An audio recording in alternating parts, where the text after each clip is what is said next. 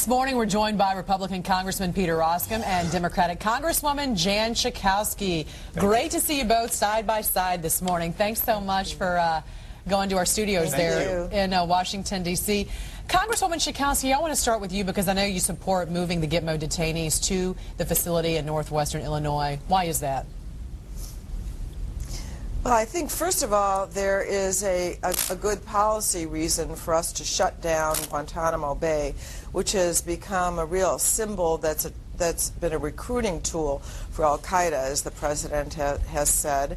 And bringing them to Illinois, something that's supported by everyone in the community there, including the Republican state representatives and county board commissioners, and Duke, the mayor of the town. It's about 3,000 jobs, and it's over $1 billion in economic stimulus for the community. Congressman Roskam, what's your response to that?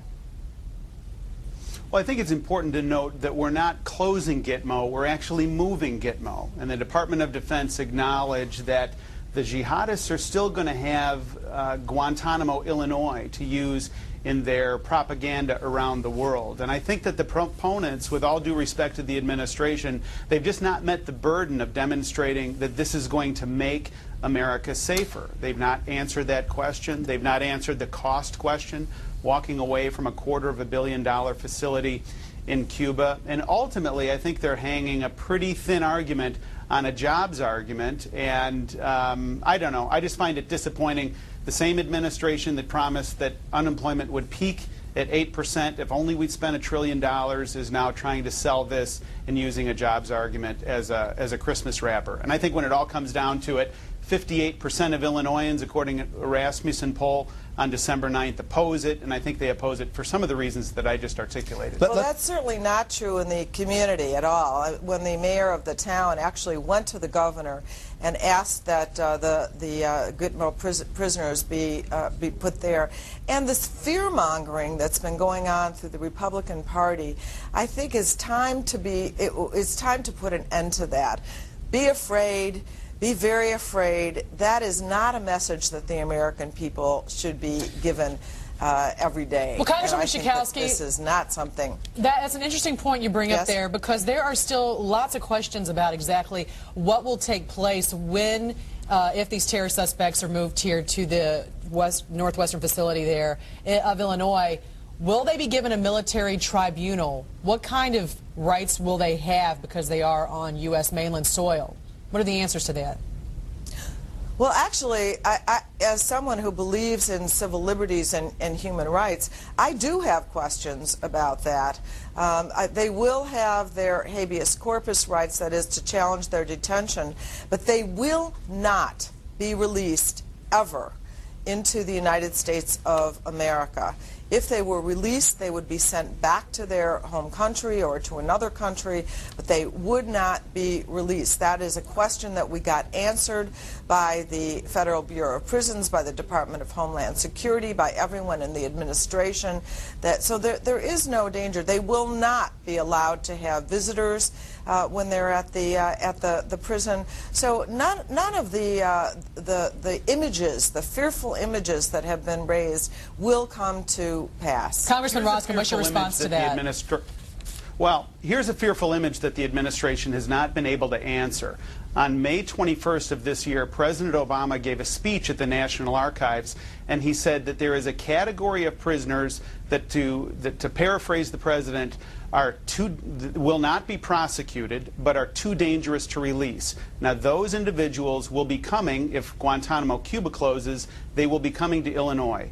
What is it? What legal theory allows the administration to think that a federal court is going to allow those individuals to be held into perpetuity? They haven't scrubbed this down. They don't have the legal answers to this. And until they do, I say let's not move and let's come up with a more cautious plan. Just because we have other things we wanted to try to talk about, and one of them, the hot topic, is the health care debate right now. And if I could, Congresswoman Schakowsky, Howard Dean says without a public option or the Medicare buy-in replacement, the current bill isn't worth passing. He says all that is left to do now is kill the bill and start over. What do you think about that? Well, there certainly are some opportunities yet in the conference committee to make the bill better. I think we have to understand exactly what is left without a public option, without the Medicare buy-in. Two proposals that I certainly support wholeheartedly, and proposals I've been supporting for a very long time. I think that, you know, I'm not in a position yet to say that this is a positive step forward. I want to look carefully at it. And that's because we're not done yet. And hopefully the House is going to be able to make some positive changes that will improve the legislation. But it certainly has been frustrating to see that one person or one or two members of the Senate can absolutely overrule the view of about 58 senators and the majority of members of the House of Representatives. Well, Congressman Roskam, we know that both of these bills have to be reconciled. The various versions of the bill right now, dramatically different between the House and the Senate. Will your colleagues, do you think, Congressman Roskam, agree to a bill that does not have a public option? No, I think my colleagues are in favor of the last half of Howard Dean's sentence, and that is, let's kill this bill and start over. This Congress has gotten lost in the weeds of the fundamental purpose of health care reform, which was to drive costs down, to increase access to individuals who don't have it, and ultimately to help individuals with pre-existing conditions. It's gotten lost in all kinds of bells and whistles at a cost to the federal taxpayer that is breathtaking, which is why I think the Senate is really stymied right now. So the public option is a non-starter among House Republicans. I'm confident of that. Well, of course, we've had nothing but no from the Republicans from the beginning of talking about health care, and the proposals that they've offered have been widely supported by the insurance industry, the very industry that has brought us to this problem today. I think that that's the problem that we have with Senator Lieberman, who has been siding rather than with consumers, with the insurance industry. The Republicans aren't going to give us any votes. They want to kill the bill. They want to kill pretty much everything that this president has proposed in the way of reform.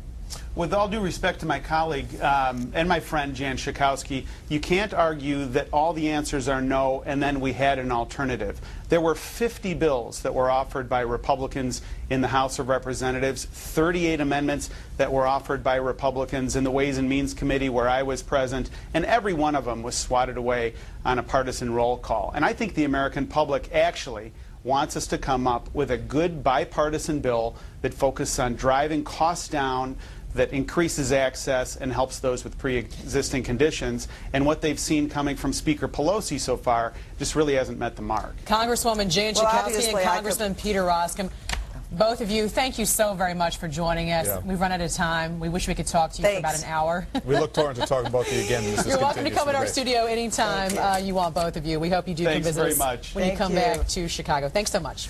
Right after the break, why shots given to hundreds of thousands of kids this fall are being recalled. And out in Schaumburg, people might have to pay property taxes for the first time ever. We'll take you there live to hear what folks think about that. We're back right after this.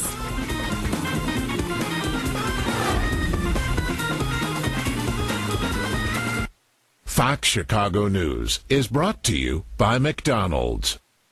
Why do they say wake up and smell the coffee? It works much better if you drink it. Hooray for breakfast, and hooray for medium-sized premium roast hot coffee. Now just $1 at McDonald's. Fresh brewed just the way you like it. Next, TMZ. If Tiger Woods gets divorced, he could lose a bunch of money. But if it actually happens, there's a company that's willing to pay him a bunch of money. Tonight at 5:30 and 11 on Fox Chicago.